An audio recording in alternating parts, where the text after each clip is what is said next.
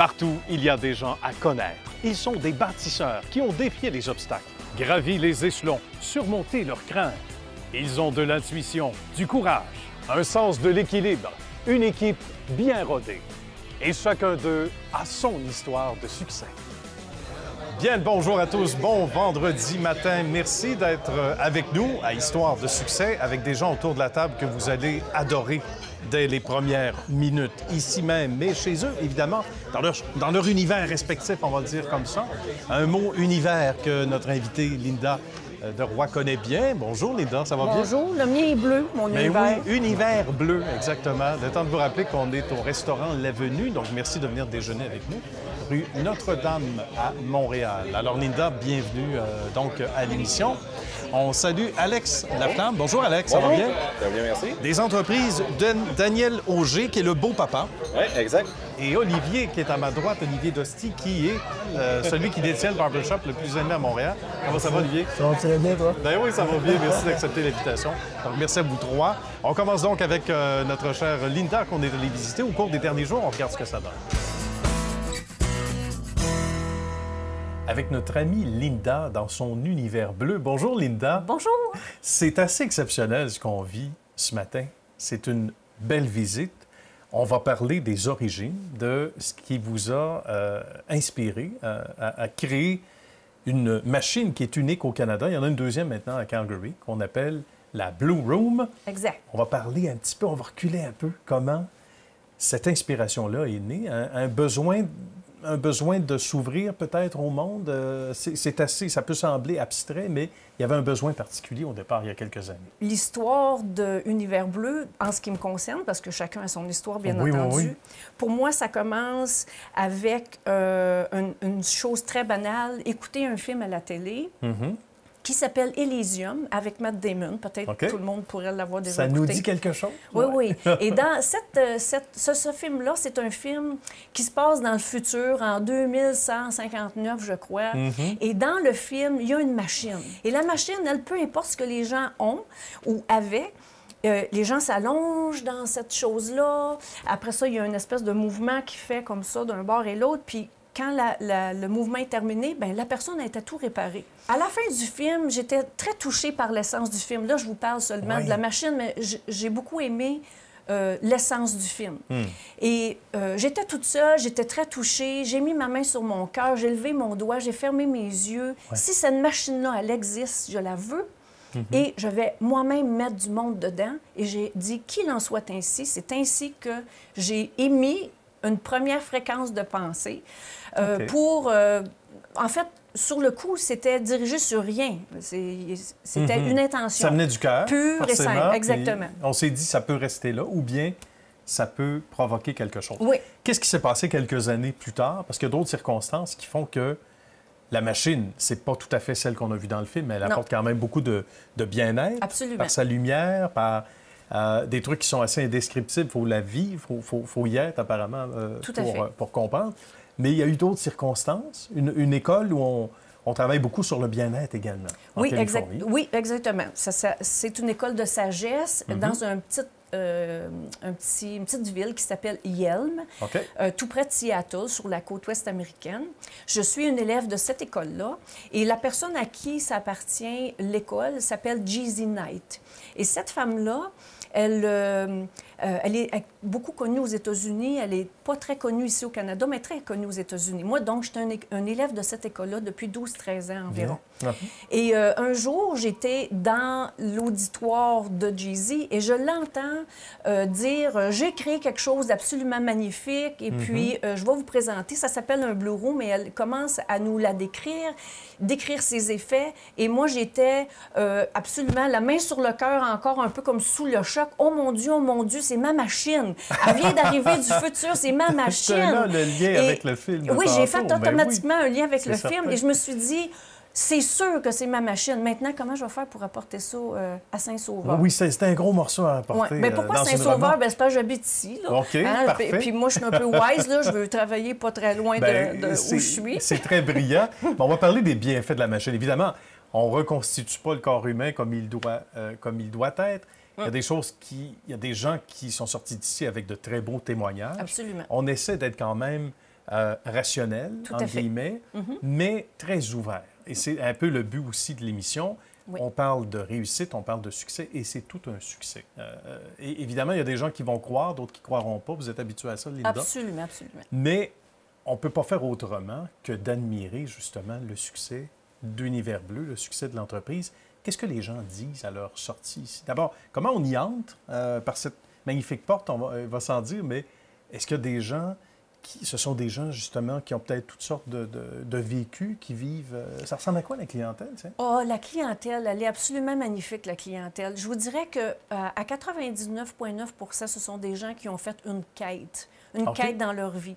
Ce sont des gens qui ont cherché, qui veulent enfin trouver quelque chose de non conventionnel, parce que pour la plupart, ils ont déjà tout essayé, qu'est-ce qui était dans le conventionnel.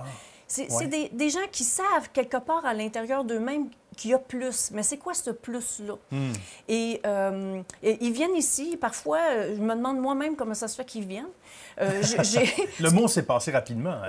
Oui, parce que je n'ai pas fait de publicité, même si ça fait déjà 1 an et demi qu'on est ouvert. Ça aussi, c'est admirable. Donc. Oui, parce que, dans le fond, ça fait peut-être juste 1 mois que j'ai commencé à le mettre dans le journal local, parce que les gens viennent réellement de partout. Ils viennent tellement de partout que même les gens de Saint-Sauveur ne savent probablement même pas que j'existe. Donc, ça valait une petite annonce, au moins? Ça valait une petite annonce dans le journal local. Oui, j'ai fait ça. Bien. Mais la clientèle, elle vient de partout. C'est une clientèle qui est ouverte d'esprit, bien entendu. On a-tu besoin d'y croire pour aller? Je vous dirais oui et non. C'est-à-dire, plus on a l'esprit ouvert, plus les résultats sont là. C'est comme dans n'importe quoi, en fait. C'est comme dans n'importe quoi. Quelqu'un qui veut cesser de fumer, ou peu importe, s'il n'y croit pas, il n'y arrive pas. Donc, de là, on se dit un minimum, finalement, de volonté à faire la démarche. Oui. Puis qu'est-ce qu'ils vous disent à la sortie? Il y a des gens qui vivent des choses assez incroyables. Absolument, absolument. Ouais. Vous savez, la Blue Room, avec tout ce qu'elle fait, considérant qu'elle est scientifique sur tous les angles, mais aussi, il y a à prendre l'aspect de chacune des personnes. Même si ça a l'air drôle à dire, là, le dénominateur commun, c'est la joie.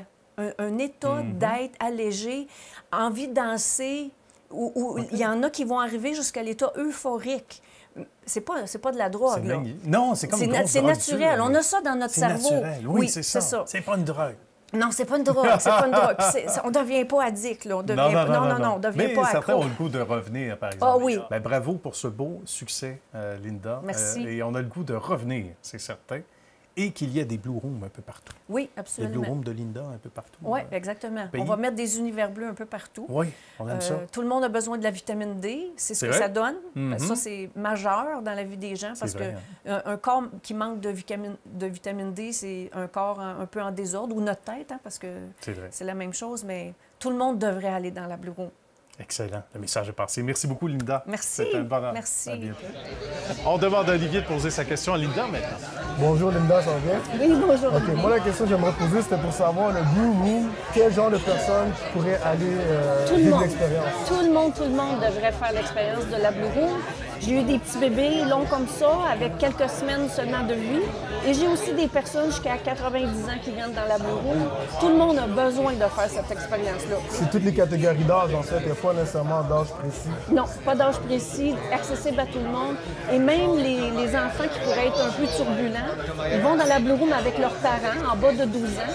Ils vont s'allonger avec leurs parents et c'est très surprenant que les enfants ne bougent pas dans une pièce comme ça. Ah oui, hein? Alors, il y a des parents qui disent « Va-t'en dans ta chambre », il y en a d'autres qui disent « Va-t'en dans ta Blue Room ». Oui, c'est ça. Dans la chambre bleue. Effectivement. Alex, une question pour Linda maintenant. Oui, bien en fait, vous, on s'entend, c'est un nouveau produit qui est au Québec. Comment vous faites pour présenter un nouveau produit aux clients et vous démarquer par rapport à ça? Bien, en fait, dès la première journée qu'on a ouvert ça, j'ai pas eu besoin de faire de publicité parce que c'était vraiment les résultats qui se sont passés d'une personne à une autre, un peu comme on passe une bonne recette de nos parents à faire une bonne tarte, goûte à ma tarte. Bien, c'est comme ça que ça s'est produit. Donc, pour moi, c'est pas un feu de paille, c'est quelque chose qui est grand et qui mérite d'être partagé. Bien, Linda, c'était un bonheur. On reste évidemment autour de la table. On se retrouve du côté maintenant d'Alex chez les entreprises Daniel Auger qu'on est allé visiter également au cours des derniers jours et on regarde ce que ça donne. Les entreprises Daniel Auger, c'est Daniel Auger. Bonjour Daniel. Bonjour. Et c'est aussi Alex Laflamme. Comment Bonjour. ça va? Ça va très bien, merci. Ça va bien, merci de nous recevoir. Comme les films à succès, où on a quelques épisodes, quelques films si vous voulez, puis là on recule en flashback. On va reculer de quelques années, Daniel. Comment cette passion-là pour le monde de l'isolation, on va dire, parce que c'était dans la famille, mais comment tout ça a commencé? Bien, pour commencer, mon père, dans les années 60, il a installé une entreprise qui s'appelait, dans le temps, Format Cater, qui était innovateur. Il n'y avait pas de compagnie qui installait de l'isolation. Fait qu'il a commencé comme ça. Et ça a duré longtemps. Et puis moi, à un moment donné, quand j'allais à l'école, bien, j'ai commencé à travailler pour mon père l'été. Bien. Fait que de là, ma passion pour l'isolation, puis toutes ces choses-là. Et après ça, mon père a laissé l'entreprise à son frère, mon oncle Robert. Et là, j'ai travaillé plusieurs années, au moins 15 ans, avec mon oncle Robert. De là, j'ai tout appris sur les chantiers. Après ça, il m'a montré à lire les plans, aller chercher des projets, s'occuper des clients, placer les employés, faire des achats, des choses. Fait que là, j'ai commencé à apprendre ça. J'ai eu la chance de travailler longtemps avec. Et puis, à un moment donné, le fameux produit d'acrylique est apparu. Dans ce temps-là, on appelait ça du Ispro, pour le nommer. Oui. Et là, je disais à mon oncle, mon Dieu, c'est un beau produit, ça. Il pose ça sur l'isolant, puis tout. C'est révolutionnaire. Belle affaire. C'était nouveau à l'époque. C'est de la finition extérieure. Puis il y avait, dans ce temps-là, 7-8 couleurs. Là, puis on trouvait ça ingénieux. Oui. Fait qu'on a commencé à s'intéresser à ça. Et après ça, mon oncle s'est retiré. Moi, j'ai continué. Et là, j'ai comme arrêté un peu l'uréthane, les membranes, pour me concentrer juste dans l'acrylique et donner un service qui, à l'époque, ne se donnait pas. Il y avait beaucoup de personnes qui faisaient ça.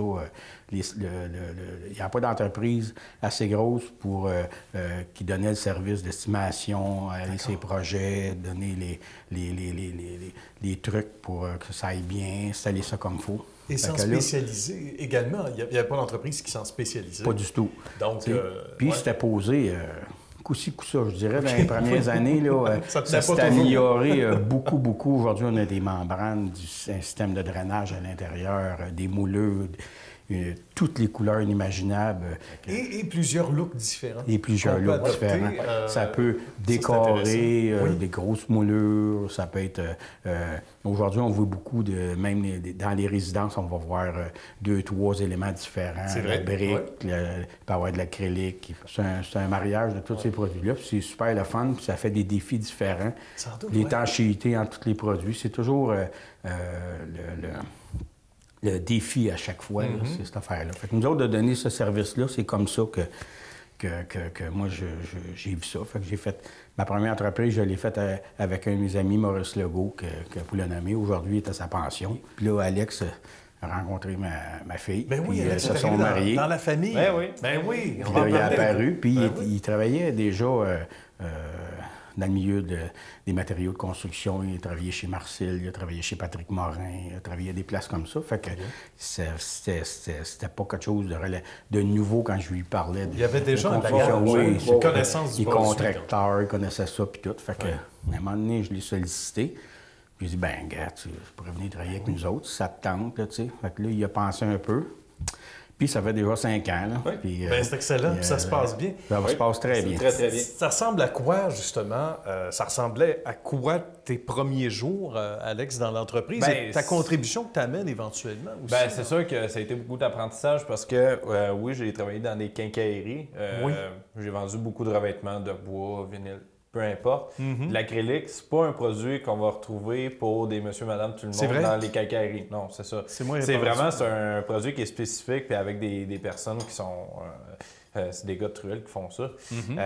C'est sûr que là, j'ai eu un apprentissage à faire avec ça. Mais déjà, je connaissais Daniel. Puis quand il m'a proposé ça, comme il dit, c'est sûr que j'y ai pensé énormément parce que vu que c'est mon beau-père, j'ai pas le goût qu'il y ait de la bisbille dans la famille. Non, c'est sûr. Puis c'est sûr qu'avec un gars comme Daniel, on apprend beaucoup. Puis je vais en apprendre encore. On en apprend tout le temps. Hein. Peu importe le métier, on en apprend toujours. Et la matière, elle aussi, c'est peut-être pas évident au départ à travailler. Parce que, sans rentrer dans des détails trop techniques, on se dit, ben, quand ça a commencé, j'imagine, Daniel, il y a eu du travail. On disait que c'était peut-être pas toujours égal partout. Non. Cet apprentissage-là a été légué à Alex et lui aussi, probablement, va découvrir avec éventuellement peut-être de nouveaux matériaux, un ajustement. Exact. Ça a déjà changé. C'est motivant, ça. Du temps qui est arrivé à Alex à aller aujourd'hui. Je dirais que ça fait 5 ans. Dans 5 ans, ça a évolué déjà beaucoup avec le système de renneux, les mouleux, les cylindres. Ça a vraiment... on est vraiment là à la pointe. Là. Je pense que c'est un super bon produit. Là, quand c'est fait selon les règles de l'art, oui, c'est bien important. C'est ça, c'est vraiment la base. Parce que moi, je les appelle les beaux-frères, là, ceux qui s'improvisent. Ah, moi, je suis capable de faire ça. Il y en a beaucoup, mais ça peut être dangereux. Ben, c'est comme dans toute chose. Oui, c'est comme dans n'importe quoi. Même la meilleure peinture, c'est appliqué excusez l'expression, en cabochon. Ça ne donnera pas le bon résultat. Non, sans se permettre l'expression, on s'entend. Ça peut bien paraître, mais pas durer. C'est ça. Ça prend des pros comme vous autres. Le service, Daniel, ça a toujours été la pierre angulaire. On dit qu'il y a des clients, à un moment donné, que vous allez voir, puis le voisin, j'ai fait justement son service chez lui. Quand je dis être proche de mes clients, être proche de même mes employés, mes fournisseurs, toujours prendre les petites 5 minutes de plus pour les saluer, aller les voir. Je pense que c'est important. Les gens se sentent en sécurité comme ça, puis ils sentent qu'on s'occupe de leur projet comme si c'était le nôtre. Ouais. Nos employés se sentent bien entourés. Les fournisseurs sont contents de travailler avec nous autres. C'est un peu la chimie c'est ce que j'aime à voir alentour de moi. Bien, bravo pour cette si belle expertise, pour cette belle continuité avec l'ami Alex. Ça se passe tout en douceur, cette belle transition-là. Et merci aussi. Bravo à vous deux d'avoir fait histoire de succès aujourd'hui, messieurs. C'était un grand bonheur. Bien, merci beaucoup. Merci beaucoup. Merci. Et à la prochaine. On demande à Linda maintenant de poser sa question à Alex. Ton produit, c'est quelque chose de nouveau. Moi, je serais intéressée d'en savoir davantage, mais comment ça dure tout ça, là? C'est un produit qui peut être très durable. Évidemment, quand on suit les règles de l'art du produit, nous, notre clientèle est beaucoup plus du côté commercial que résidentiel. Puis une des raisons, c'est la durabilité du produit. C'est que il y a beaucoup de magasins qui vont avec ce produit-là parce que vous avez une multitude de couleurs que vous pouvez avoir. On peut faire des moulures décoratifs vraiment personnalisés pour la compagnie. Puis en même temps, s'il peut y avoir des réparations mineures à faire, ça se répare très, très bien. Donc oui, c'est un produit qui est très durable. Intéressant. Et Olivier, maintenant, à son tour, à sa question. Bon, c'est ça. Moi, j'avais entendu parler que tu travaillais avec ton beau-père. Ben oui. Puis ça fait combien d'années que tu travailles avec ton beau-père? Moi, ça fait 5 ans. 5 ans? Oui, exact. Puis les relations avec la famille, tout ça va très, très bien. Ben, c'est une des raisons pourquoi que je me suis associé avec mon beau-père. C'est que quand il m'a approché, il m'avait dit comme quoi qu'il avait besoin d'aide, il voulait faire une relève. Puis en plus, j'ai ma conjointe, j'ai ma belle-mère qui travaille également au bureau. Puis c'est ça qui fait, je dirais, que le succès de la compagnie va très, très bien. Plus que ça va, puis plus que on a de plus en plus d'ouvrages, les deux ensemble. C'est ça. Moi, je suis une relève, donc éventuellement, lui, il va prendre un petit peu plus de temps pour lui. Puis, on va y aller tranquillement, pas vite. Mais côté famille, ça va très, très bien. Il y a une sorte de belle famille, mais pas nécessairement une famille. Il y a on va dire des frères et des sœurs, mais sans être sanguin. On va aller voir le reportage qu'on a réalisé chez Trois Cours des derniers jours. On regarde ça ensemble. Salut Olivier, comment ça va? Bonjour, ça va bien? Ça va bien, ben oui.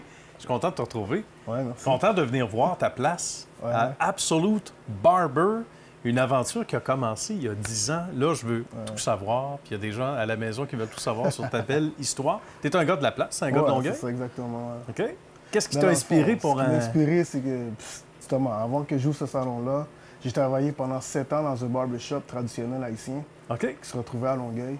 Oui. Et puis, c'est ça. Avec les années, j'ai pris l'expérience, tout ça. Puis j'ai caressé un rêve un jour d'avoir son propre barbershop, d'avoir ma propre business. Ta place à toi. C'est ça, exactement, prendre mon destin en main. Bien. Puis finalement, c'est ça. Fait que ça s'est solvé justement que j'ai pris un cours de gestion en lancement d'entreprise. Ah, OK. C'est ça, exactement. Qui a duré environ 3 mois. Puis, fait que par la suite, la même année que j'ai pris mon cours de gestion en lancement d'entreprise, à la fin de l'année, j'ai signé un bail.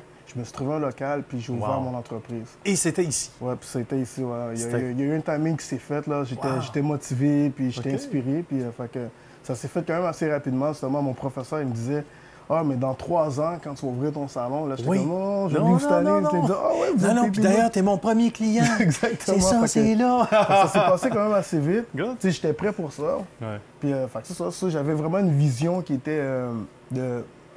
Je l'ai peut-être pas réalisé, mais ça a comme un peu révolutionné un peu l'approche maintenant, aujourd'hui, des barbershops, parce que la vision que j'avais au début, c'est que c'était de prendre des rendez-vous, avoir un service comme qui était vraiment hors pair, en fait. Là, OK. qu'on pouvait comme prendre des rendez-vous, céduler les clients, leur donner des rinçages. Plus personnalisé, Exactement, peut-être. parce que quand tu arrives avant, quand tu es dans les salons de coiffure, dans les barbershops, tu voyais les gens, ils rentraient, il n'y avait pas de rendez-vous, c'était plus comme un peu... Oui, c'est vrai. Justement, le monde Premier t'habitue à arrivé. ça, exactement. Fait que c'était premier arrivé, premier servi. OK. Puis je voyais justement qu'il y avait beaucoup de manquements, qu'il y avait... Plus j'avançais dans le business, plus je travaillais là-bas, je voyais qu'il y avait des situations. Ah Puis oui. je me dis, peut-être quelque chose qu'on devrait améliorer. Ouais, Fait que, tu des sais, corrections à faire. Exactement. et Fait tout, que ouais. c'est comme ça que j'ai comme construit mon projet. OK. Puis, fait que c'est ça. Fait que c'est un barbershop lounge qui a une approche un peu justement qui est plus axée sur la personnalité du client. Un service personnalisé qu'on peut retrouver dans les salons de coiffure. Mais ça, c'est intéressant. Tu es allé chercher un monde qu'on ne retrouve pas dans les barbershops normaux. Ben exactement, c'est ça. Souvent, il y a tu sais. 10 ans, tu voyais pas ça. Il y a Non. justement un barbershop que tu arrivais puis que tu prenais ton rendez-vous, que tu avais un service d'engraissage. Vraiment, c'est rapide là-bas. T'arrives, Ouais, puis ouais. tac, tac, puis C'est ça. puis c'est ça. Puis en même temps, tu sais, la vision que j'avais, c'était comme un barbershop qui était diversifié, Oui. puis qui allait chercher tous les genres d'individus multiculturels. Tu sais, on n'avait pas ça aussi il y a 10 ans. C'est ce qui a vraiment comme amené l'évolution, en fait, dans la business. Et tu savais que tu avais ta place, donc, comme dirigeant d'entreprise dans un domaine qui est extraordinaire parce que tout le monde a besoin de passer ici un jour ou l'autre. Et tu as des gens qui sont pas seulement de Longueuil, c'est ce qu'on m'a dit, qui Non, viennent mais te c'est voir. ça. Ça veut dire qu'il y a même des gens qui ont habité dans le coin. Et nous, évidemment, avec l'émission, on est partout au Québec, donc tu as des gens de l'extérieur qui sont susceptibles de venir ici. Tu as des gens qui ont habité Longueuil, mais ils ont tellement aimé la place, puis ils ont aimé Oli, ils sont revenus, qui reviennent Ouais, mais pareil, c'est même sûr s'ils que, comme habitent je te loin. dis, c'est un travail d'équipe. Hein. Oui. Tu sais, qu'est-ce qui a fait qu'on a été capable de se démarquer comme ça, puis qu'on est devenu régional, puis que notre nom il a fait le tour de la région, mais c'est vraiment par rapport au service qu'on donnait avec les employés que j'avais, les partenaires que j'ai aussi. Tout ça ensemble, mis ensemble, ça fait que justement, ça a créé ce qu'on voit aujourd'hui. C'est sûr qu'on avait aussi on offrait un service qui était différent des autres. OK. Tu comprends? C'est ça qui nous a vraiment poussé à aller chercher une clientèle à l'extérieur, surtout qu'on prenait des rendez-vous. Je te donne un exemple, quelqu'un qui est sans rendez-vous, qui habite à Saint-Lambert, mettons, par exemple, ou Saint-Lambert. je veux dire, mettons, Montréal. OK. Nous, on est sur la Rive-Sud, Oui. Laval, Montréal. Il veut venir à Longueuil pour prendre un rendez-vous. Il veut venir à Longueuil pour couper ses cheveux. Mais s'il n'y a pas de rendez-vous, il ne va pas se présenter. C'est Et ça. là, plus l'effet qu'il a été capable d'avoir un contact, justement, OK, comme téléphonique ici, qu'à telle heure il va passer, mais ça nous a permis d'aller chercher, d'augmenter notre superficie. Ben, j'imagine. C'est exactement Ben oui, ça a c'est été une belle vraiment un stratégie, impact. ça. Exactement. C'est une stratégie qui a fonctionné, que j'ai découvert avec le temps. Mais que j'avais découvert quand justement je travaillais à mon ancien barbier. OK. Parce que justement, il y avait des clients que j'allais chercher qui étaient dans d'autres régions, qui voulaient venir me voir, mais qui disaient, ben si je me présente, combien de temps je vais attendre? Ben oui, Qu'est-ce qui va se assure-moi que je vais passer? avoir une place, Exactement. puis- Fait que c'est comme ça que j'ai commencé à développer justement à prendre des rendez-vous prendre des personnellement rendez-vous, avec mon ouais. téléphone cellulaire. Puis, fait que j'ai incorporé ce service-là génial. quand j'ai ouvert le barbershop. Ali, de quoi es-tu le plus fier? Parce que si on t'avait dit il y a 10 ans, ça va être ça aujourd'hui. Je l'ai vu l'évolution comme justement les barrières culturelles. Oui. Oui. C'est ça que je suis le plus fier parce que quand tu viens ici, justement, on coupe moi, je coupe mon service, je l'offre à n'importe qui. Tu sais, j'en ai eu des clients qui ont eu des expériences qui m'ont dit « Ah, ben, j'étais allé dans tel salon, puis ils ne pouvaient pas me coiffer. » Ah Fait que c'était oui, compliqué. à ce point-là, Fait que, tu sais, quand tu vois ça, tu te dis comme « Wow! » Tu vois qu'aujourd'hui, là, c'est... On est rendu là. Ouais, on est rendu là. Moi, c'est ce côté-là que j'ai vu que...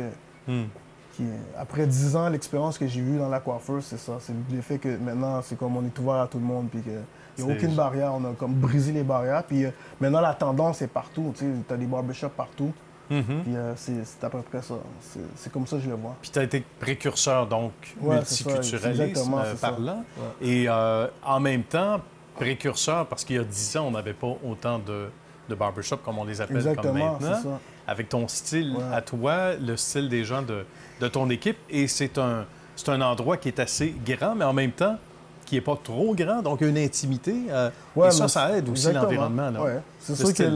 C'est sûr que l'environnement, le monde, ils viennent ici puis ils font comme moi. Il y en a beaucoup qui ont dit c'est la première fois que je vois un barbershop qu'on offre autant de services puis que justement que les coiffeurs ils prennent leur temps de donner leur maximum quand ils travaillent. Le service il est incroyable. Les gars on est les pionniers, en fait. C'est bien. Puis on choisit notre monde, des passionnés comme mon ami Olivier. C'est tous des artistes qu'on a ici. Ah oui, bien ça paraît, partout. On salue ton petit bonhomme également. Merci. Petit bonhomme de 3 ans qui s'appelle? Kefran. Kefran, salut. Kefran qui est la relève d'Olivier. Merci, Oli. C'était un plaisir. On y va avec Alex maintenant qui pose sa question à notre ami Olivier. Oui, bien en fait, moi, ma question est très simple. Vu que j'ai une compagnie familiale, vous envoyez du côté famille, je te pose la question. Un barbershop, on s'entend qu'il y a quand même beaucoup d'heures qui sont là-dedans. Ouais. Côté travail-famille, comment ça se passe pour toi? Bien, sérieusement, là, je veux dire, pour vrai, ça fait quand même longtemps que je suis dans le domaine. Puis c'est le côté que j'ai le plus de misère à gérer. Ah oui? Ouais, je suis souvent dans mon salon de coiffure, je suis souvent dans mon barbershop. On fait des longues heures, on fait des 10 heures par jour. On est ouvert, comparativement à d'autres salons de coiffure, nous, on commence à 10 heures le matin et on finit à 9 heures le soir. Donc, ça fait beaucoup d'heures. Puis même, on est ouvert 7 jours sur 7 aussi. Donc, oui, c'est vrai que là, je viens d'avoir j'ai un enfant, il y a 3 ans, puis c'est sûr que j'ai réalisé que je manquais de temps pour son développement, pour passer du temps avec lui. Ma femme me le fait savoir aussi. Amène le petit au salon. Exactement. Il est déjà au salon. C'est arrivé souvent des dimanches avant midi que j'avais mon fils au salon. C'est des gens qu'on aime tout en travaillant autant parce qu'on aime ça travailler. Linda a sa question maintenant pour Olivier. À part le fait que tu es un chic type. Oui. À part ça, gentilhomme, qu'est-ce qui ferait, par exemple, que je pourrais dire à mon fils ou mon mari, va dans son barbershop? Le concept que j'ai bâti au salon de coiffure, c'est que quand tu viens, tu as une ambiance, tu as comme de la musique. C'est sûr que le service est là, on a des produits de qualité aussi. Généralement, justement, les clients qui vont dans mon salon, ils ont aimé l'expérience, ils veulent revenir. Parce qu'ils ont vu, souvent, quand ils viennent, ils se réalisent que la coupe n'est pas pareille. Ils réalisent qu'il y a eu une valeur ajoutée, on peut dire. Une valeur ajoutée, exactement. C'est intéressant, c'est une expérience. Quand on dit l'expérience, c'est exactement ça. L'expérience Oli, on va le dire comme ça. C'est merveilleux. On ne saurait se quitter sans dévoiler vos sites web respectifs. À tout seigneur, tout honneur, Olivier. Site web pour ton barbershop? C'est le absolubarbershop.com. Très bien, tout simplement. Mon cher Alex? Ben ouais, www.danielauger.com. Très bien, merci. Toujours dans la simplicité, www.universbleu.ca. Universbleu.ca, tout simplement. Ben merci à vous trois. Ça a été très agréable de vous recevoir aujourd'hui à Histoire de succès. Merci à la belle équipe, évidemment, et la grande famille d'Histoire de succès également. Et nous, on se retrouve la semaine prochaine.